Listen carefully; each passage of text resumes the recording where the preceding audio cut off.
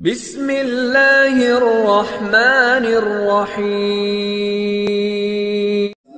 بابرکات آپ کے زندگی کے کس کس پہلو کو بیان کیا جائے، کس کس وصف اور صفت کو بیان کیا جائے، یہ ایک لامحدود چیز ہے، ایسا سمندر کہ جس کا کنارہ کوئی نہیں۔ آغاز کیا تھا مولانا قاسم گجر صاحب نے اس شعر سے، تعریف جو کی ہے قرآن سرکار کے حسن مبارک کی، دل جھومتا ہے یہ سن سن کر دیدار کا عالم کیا ہوگا۔ جنہوں نے دیکھا ہے انہی کو پتا ہے کہ آپ کا حسن مبارک کیسا تھا۔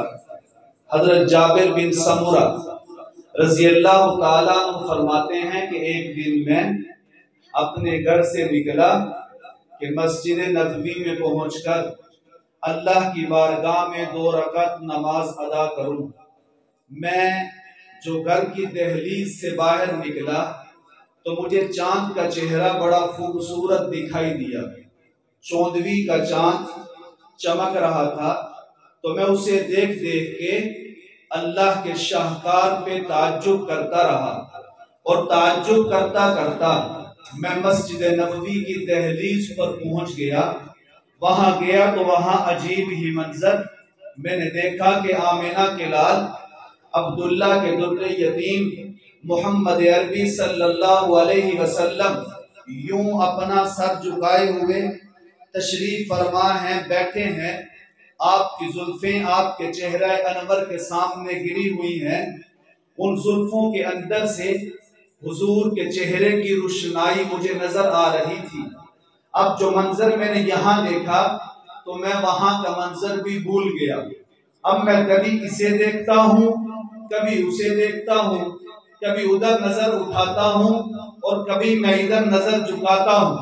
میں نے اس کے حسن کو دیکھا، میں نے اس کے حسن کو بھی دیکھا، میں نے ان کا جمال دیکھا، کبھی میں نے ان کا جمال دیکھا، کبھی میں نے ان کا کمال دیکھا، کبھی میں نے ان کا کمال دیکھا، کبھی میں نے ان کا نوال دیکھا، کبھی میں نے ان کا نوال دیکھا، کبھی میں نے اس کا منال دیکھا، کبھی میں نے ان کا منال دیکھا۔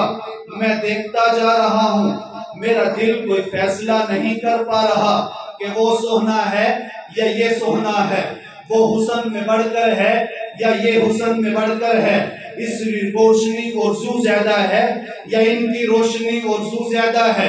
پھر مجھے یوں محسوس ہوا جیسے حضور میری طرف دیکھ رہے ہوں اور مجھ سے پوچھ رہے ہوں کہ جابر کیا دیکھتے ہو؟ تو نے اسے بھی دیکھ لیا ہے نا، مجھے بھی دیکھ لیا ہے، تو نے اس کا دیدار بھی ابھی کیا ہے نا، تو میرا بھی کر لیا ہے۔ اب مجھے بتا تو صحیح، وہ زیادہ چمک رہا ہے یا میں زیادہ چمک رہا ہوں؟ وہ زیادہ خوبصورت دکھائی دے رہا ہے یا میں زیادہ خوبصورت دکھائی دے رہا ہوں؟ وہ حسن و جمال میں مجھ سے بڑھ کر تو نہیں، اس کا جمال زیادہ ہے یا میرا جمال زیادہ ہے؟ اس کا کمال زیادہ ہے یا میرا کمال زیادہ ہے؟ مجھے یوں لگ رہا ہے حضور مجھ سے پوچھ رہے ہیں، تو میری زبان سے بے ساختہ نکل گیا، جس کو ایک شاعر نے یوں بیان کیا۔ حضرت جابر کے جذبات کو ایک شاعر یوں بیان کرتا ہے کہ حضرت جابر نے کہا، آقا کوئی منظر حسین نہیں لگتا، اب تو یہ دل کہیں نہیں لگتا، چاند اچھی طرح سے دیکھ لیا، چاند تجھ سا حسین نہیں لگتا۔ تو نبی کریم صلی اللہ علیہ وسلم کی ذات اقدس بابرکات آپ کو کہاں تک کوئی بیان کرے، کسی کی طاقت میں نہیں، کسی کی وسعت میں نہیں، آپ کی ذات کو بیان کرے، آپ کی صفات کو بیان کرے۔